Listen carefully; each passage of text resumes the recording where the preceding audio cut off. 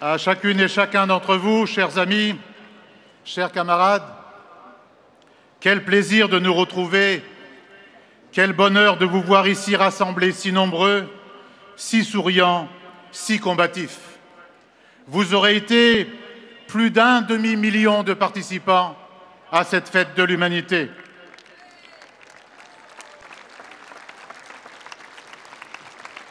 On a besoin de se parler, ça se voit, ça se sent, partout dans les allées, les stands, les espaces. Cette fête est celle d'une victoire, d'une très grande et belle victoire. Enfin, le crime commis contre Maurice Audin par l'État français est reconnu. Enfin, les portes s'ouvrent pour réconcilier les mémoires de part et d'autre de la Méditerranée. Ici, tous ensemble, nous avons, durant ces 3 jours de rencontres, de débats, de découvertes culturelles, construit de nouveaux chemins d'humanité. Oui, d'humanité, car nous ne supportons plus l'ordre cannibale du monde qui détruit la planète et l'humanité, qui fait tant de mal à celles et ceux qui y vivent. Nous ne supportons plus ce monde où les puissants, les bien-nés, les exploiteurs, les évadés fiscaux vivent dans des paradis quand l'immense majorité finit le mois sans un radis. Nous ne supportons plus qu'un Français sur 5 ne puisse pas manger 3 repas par jour, que la pauvreté devienne le lot de millions d'individus, alors que les richesses s'accumulent à un pôle de la société. Oui, ici, nous crions « partage des richesses ». Et ici, nous n'avons pas peur d'utiliser une expression qui semble devenue taboue, augmentation des salaires, des pensions de retraite et des minima sociaux.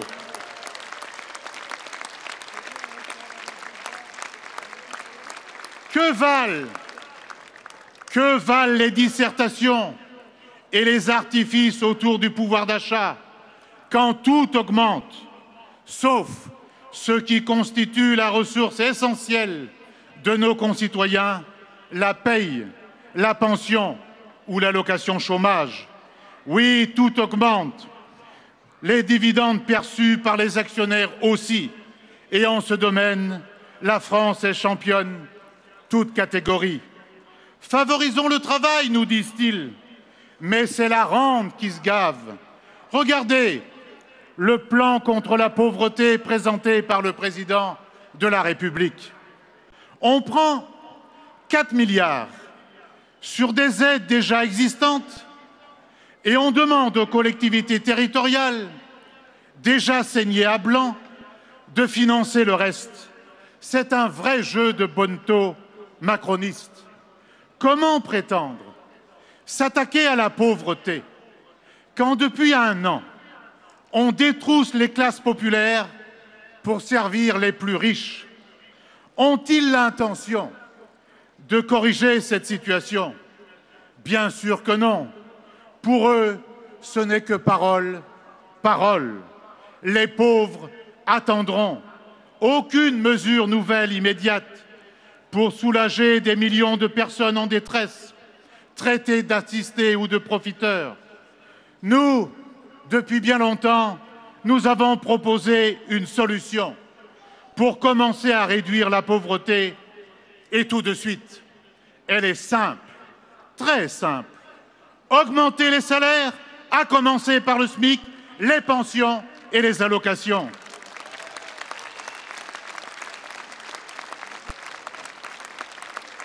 Faites vivre les services publics, portez-la vers un nouvel âge, plus moderne, plus accessible, plus près des besoins des territoires. Donnez à nos services de santé les moyens dont le pays a besoin. Cessez ce tri social à l'école et à l'université, baptisé de ce mot techno, Parcoursup. Faites vivre la grande ambition républicaine d'une éducation laïque, gratuite et universelle.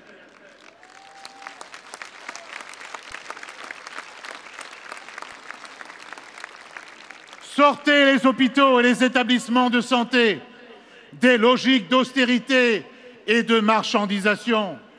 Écoutez le personnel qui y travaille avec courage et dévouement dans des conditions chaque jour plus difficiles. Elles et ils ont tant à dire pour mettre leurs compétences au service de toutes et de tous.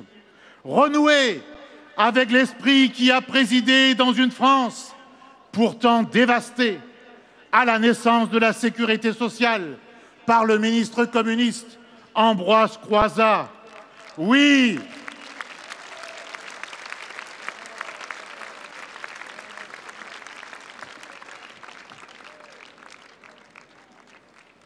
oui, au lieu de détruire la sécurité sociale, allons donc jusqu'au bout de ce que proposait Ambroise Croizat.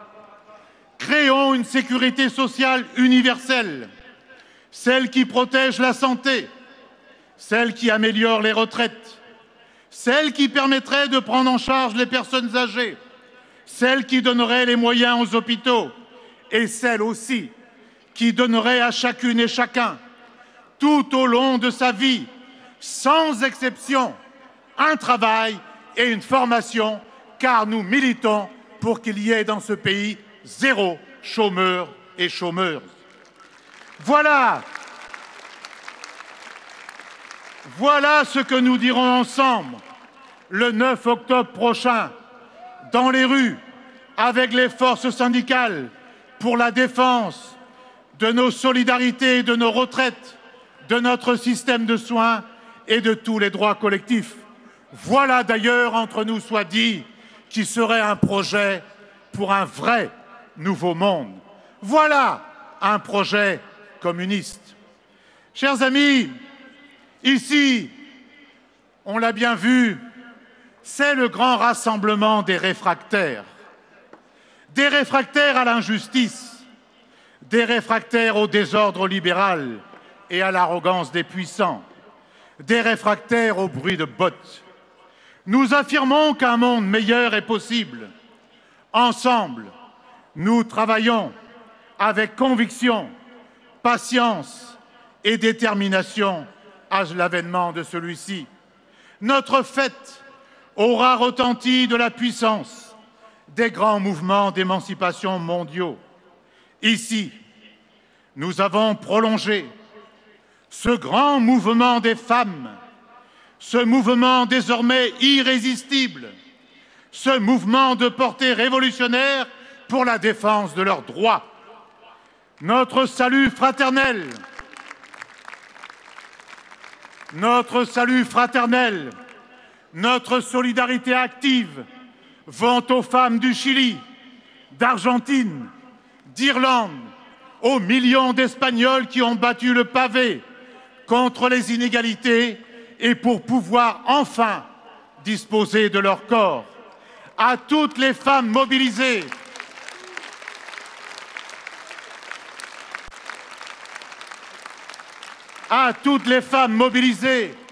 pour sortir du carcan patriarcal et des inégalités salariales. Oui, la libération de la femme des dogmes et des dominations est une condition indispensable à la justice et au progrès universel. Oui, il est le nôtre. Femmes, hommes, immigrés, Français, ici, ensemble, nous disons à travail égal, salaire égal.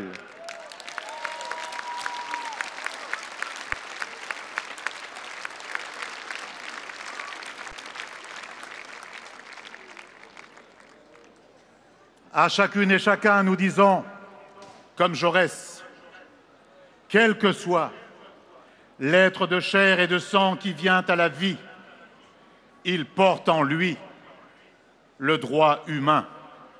D'ici, nous saluons toutes les militantes, tous les militants engagés pour l'accueil des réfugiés et des exilés, à l'équipage de l'Aquarius, à tous ces marins qui ont lavé l'affront du cynisme en restant fidèles à leur éthique humaniste, nous disons merci.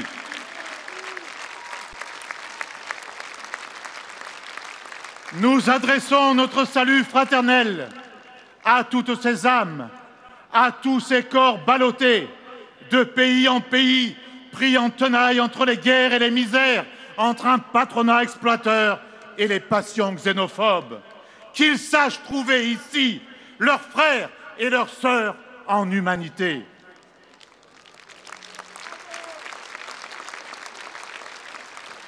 Nous exprimons notre entière solidarité à tous nos amis, à tous nos camarades honteusement pourchassés par la police ou la justice au nom d'un impensable délit de solidarité.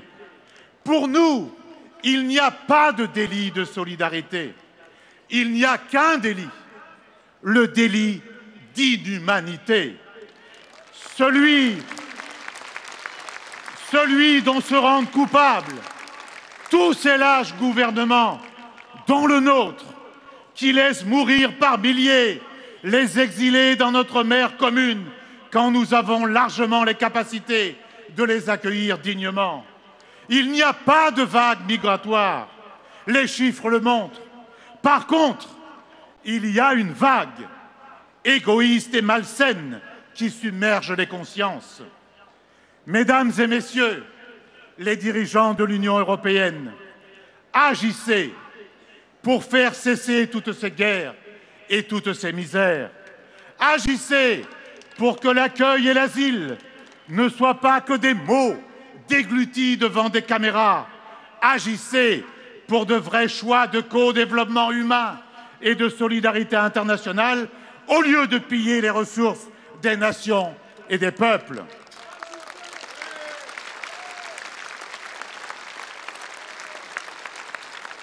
Ici, nous avons prolongé le mouvement qui s'est levé contre le réchauffement climatique et la préservation de notre environnement.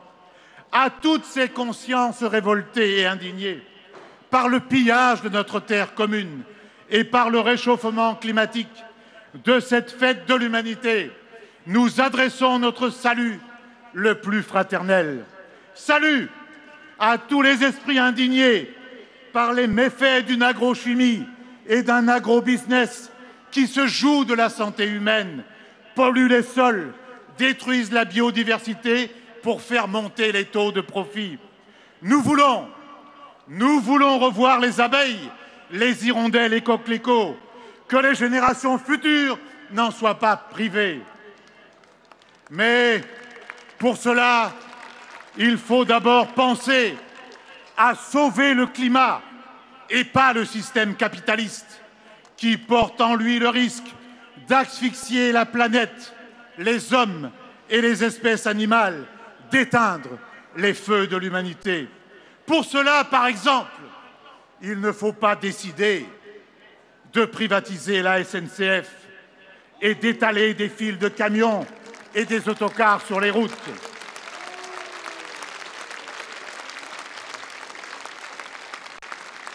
Honneur à tous les cheminots qui luttent depuis des mois face à la vindicte des puissants et malgré la répression syndicale pour notre santé, notre sécurité et nos territoires. Leur combat est un combat pour le bien commun, c'est un combat pour l'intérêt général humain.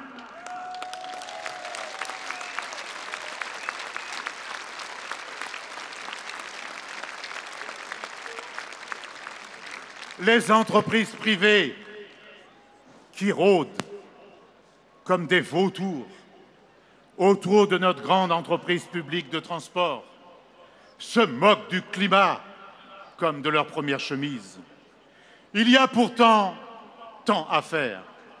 Avec le développement du transport ferroviaire public, une autre politique du logement, des rénovations et des constructions nouvelles, économes en énergie et abordables, avec une autre politique agricole commune pour favoriser l'agriculture paysanne, avec des prix qui rémunèrent le travail paysan. Voilà qui serait bien pour nos paysans, mais ce serait bien aussi pour la qualité de notre alimentation et bien pour notre santé.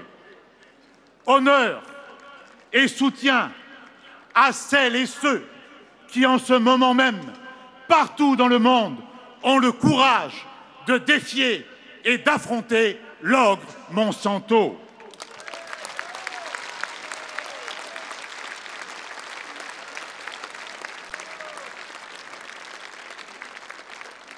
Chers amis, ici nous refusons de laisser le monde aux forces obscurantistes, aux haines, aux démagogues, aux idées brunes qui prospèrent sur les désastres économiques et sociaux.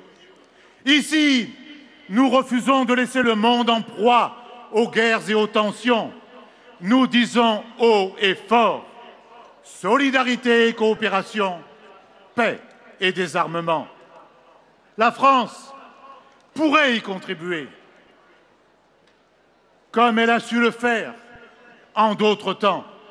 Mais pour cela, il faut qu'elle parle avec tout le monde.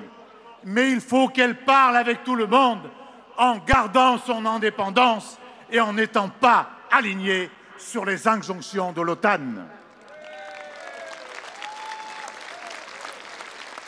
C'est ce que nous exprimerons dans les manifestations pour la paix dans une semaine, le 21 septembre prochain.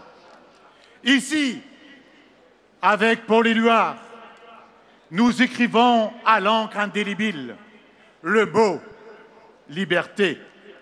Liberté pour tous, liberté pour les intellectuels, les combattants de la justice, les militants de l'égalité, les militants syndicaux, les journalistes embastillés à travers le monde. Liberté pour tous les prisonniers politiques palestiniens. Liberté pour Marwan Barghouti.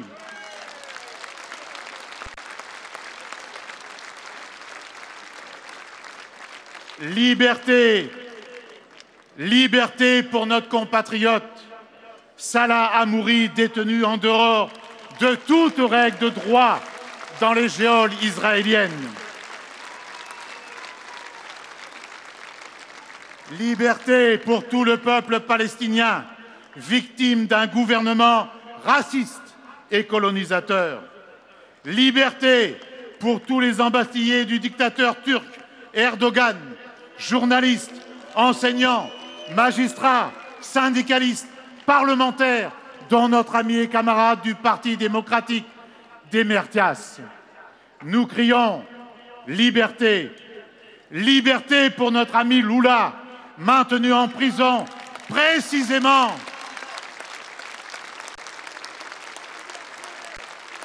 il est maintenu en prison précisément parce qu'il est le grand espoir des travailleurs et des exploités du Brésil, mais au-delà de toute l'Amérique latine. La France peut agir, la France doit agir pour un nouvel équilibre mondial, solidaire et fraternel. Cette fête de l'humanité s'est mise pendant 3 jours au service de cet objectif, car c'est ici que se prolonge le fil de l'histoire de toutes celles et de tous ceux qui, de grève en révolution, ont arraché aux puissants ces conquêtes qui font la France solidaire, cette France solidaire qui refuse de mourir. Car ici se tisse le fil du grand combat internationaliste et des grandes causes universelles. C'est ici, avec vous toutes et tous, que se construisent les digues contre l'extrême droite, cette gangrène qui cherche partout à prendre possession du pouvoir, en divisant les travailleurs, en scindant les sociétés, en attisant le racisme et la xénophobie. Ici, nous crions et nous crierons toujours l'humain d'abord.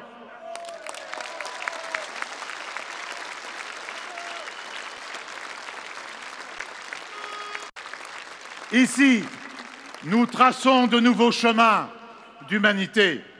C'est indispensable, c'est urgent. Si nous n'y prenons garde, notre humanité peut être emportée par un violent tourbillon au cœur des orages menaçants. Elle est aujourd'hui prise en otage par un capitalisme destructeur qui produit partout ces monstres, hideuses figures de la réaction. Ils profitent du grand chambardement mondial pour avancer leurs pions, notamment sur notre continent. La France n'y échappe pas. Certes, l'extrême droite a été battue à l'élection présidentielle, et c'est heureux. Vous y avez contribué. Mais depuis, ces idées prospèrent et pourrissent l'atmosphère à cause du macronisme. En Hongrie, en Pologne, en Italie, en Autriche, ces forces se coordonnent, s'entraident, s'allient, trouvent d'importants relais dans la finance, l'industrie et dans les médias. Si elles ne sont d'aucune façon la solution. Il ne faut cesser de l'expliquer autour de nous, au travail et dans nos familles. Elles sont au contraire les nouvelles solides béquilles du capital financier. Elles sont en fait l'expression morbide de ces contradictions. Elles croient pouvoir gagner leur revanche sur l'histoire. Elles croient pouvoir ressusciter, 70 ans après leur mémorable défaite dont nous fûmes les artisans décisifs. Oui, le vieux volcan européen recrache son feu nationaliste, mais il n'est pas tout seul.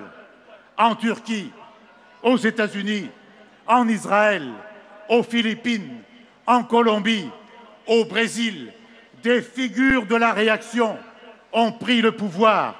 Dans tant d'autres, elles menacent d'y accéder. Elles ont toujours le même projet, celui d'étouffer les libertés publiques, de museler les syndicats, d'attaquer le droit des femmes, de pourchasser les forces progressistes au bénéfice d'une oligarchie démagogue. Doit-on se résoudre à laisser se répéter l'histoire tragique de nos peuples? Nous avertissons les gouvernements. Vous ne les combattrez pas en vous servant de la peste brune comme d'un repoussoir un jour ou comme d'un faire-valoir un autre jour. Personne ne les combattra avec la camisole de l'austérité, la destruction des solidarités, la casse des institutions démocratiques et sociales. Au contraire, vous êtes en train de semer les graines du chaos.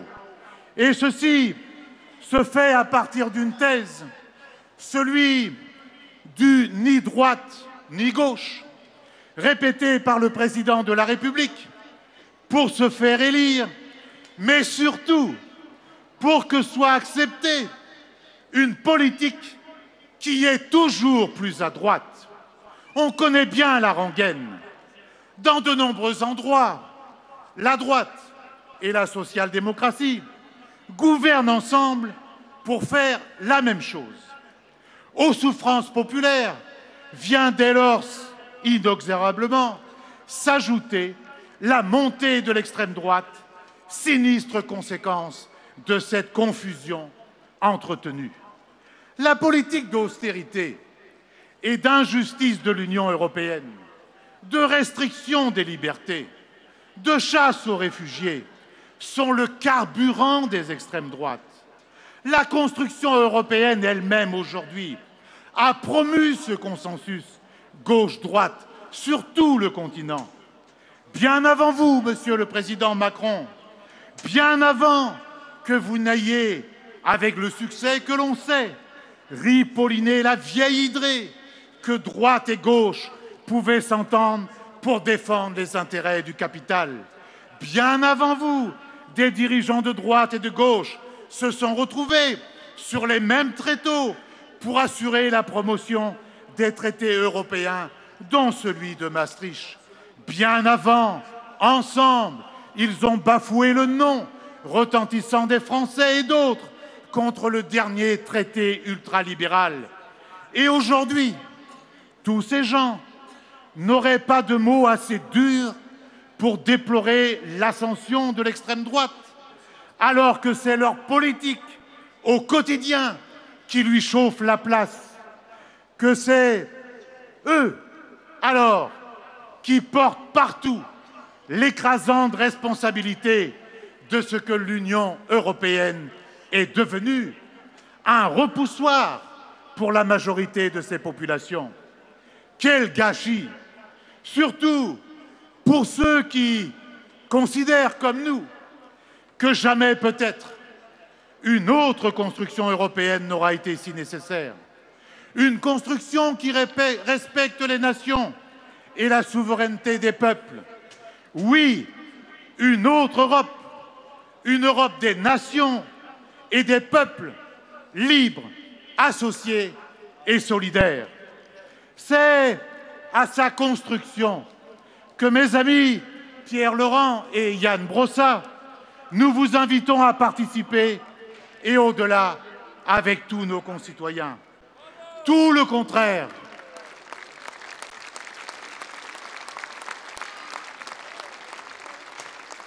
Tout le contraire de l'ambition du chef de l'État qui rêve de perpétuer la confusion gauche-droite qui fait tant de mal. Mais bien sûr, comme à son habitude, notre président veut aujourd'hui donner un nouveau visage à cela. Pour lui, il n'y aurait plus que deux camps. Le sien, qu'il ose baptiser en volant un mot du nom de progressiste, et en face, il n'y aurait que l'extrême droite. Il veut donc créer, à l'échelle européenne, les conditions du deuxième tour de l'élection présidentielle. Eh bien, nous le disons haut et fort, ne nous laissons pas avoir. Depuis un an, nos concitoyens ont un avant-goût de ce qu'il adviendrait d'une Union européenne encore plus inféodée, encore plus au service des milieux d'affaires. Et en ce moment même, le principal obstacle auquel est confronté le président de la République n'est autre que l'expérience que font les Françaises et les Français de sa politique, avec pour certains le sentiment d'avoir été trompés. Il lui devient plus difficile donc de se parer depuis quelques jours et quelques semaines de ces fameuses plumes du pan. Mais attention, il peut réussir, ne serait-ce qu'en tentant d'accréditer l'idée, comme l'ont toujours fait ses prédécesseurs, que la politique nationale serait une chose et que la politique européenne en serait une autre. Mais enfin, il n'y a qu'un, Monsieur Macron. C'est bien le même Macron quand il est à l'Élysée ou quand il va aux réunions à Bruxelles. Aussi nuisible dans un lieu comme dans l'autre. Et il peut réussir si les forces qui, comme nous, veulent révolutionner la construction européenne, qui veulent une Europe des travailleurs, une Europe démocratique, écologique, sociale, féministe, si ces forces restent divisées. Comme beaucoup d'entre vous, sans doute, j'ai lu et écouté les propositions des forces de la gauche d'alternative. Bien sûr qu'il y a des différences, et pour certaines, elles ne sont pas négligeables. Mais, franchement, quand le capital fait tant de mal aux travailleurs, quand l'extrême droite menace, quand l'environnement est si malmené, je ne vois pas très bien pourquoi il leur serait impossible de s'entendre sur un projet partagé, ambitieux, fait avec nos concitoyens, avec une liste commune.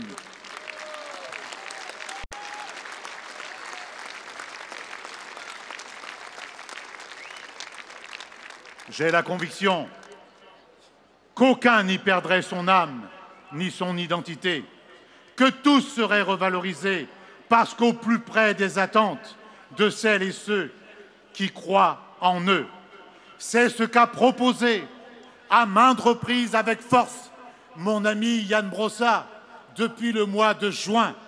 Et c'est ce qu'a redit, réaffirmé avec détermination mon ami Pierre Laurent hier encore sur cette fête.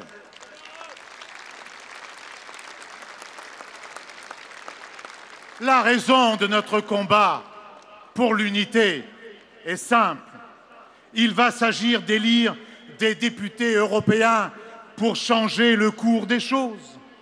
Le risque de ne pas en avoir, à cause du piège qui a été mis en place dans le silence quasi complet. Ce piège, c'est qu'on a institué une barre de 5% désormais pour avoir des députés européens, fait courir à beaucoup le risque de ne pas en avoir et peut ne pas être mobilisateur. Vous aussi, avant les élections européennes d'une importance inédite, faites connaître ce que vous avez sur le cœur.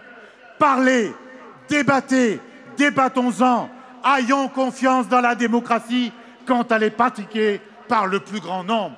Nous, c'est la seule chose que nous demandons, que vous soyez maître du processus.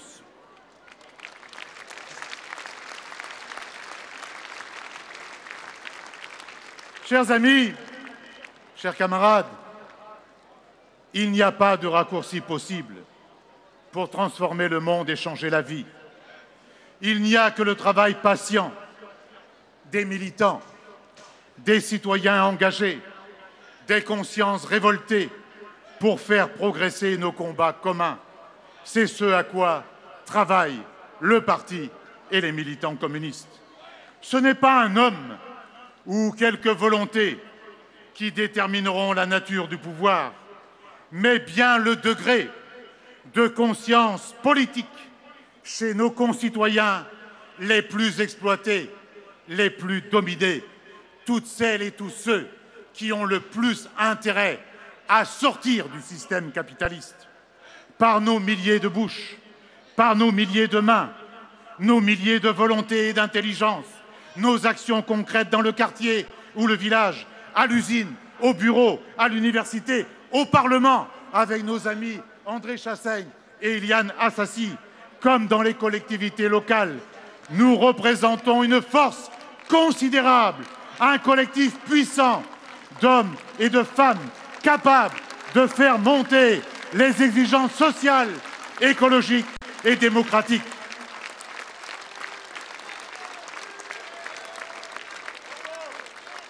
Au-delà, dans l'actuel contexte où croissent tant de périls, mais aussi où de grandes mobilisations mondiales s'organisent et se développent, n'est-il pas venu le temps de poser ensemble les termes nouveaux, de nouveaux objectifs?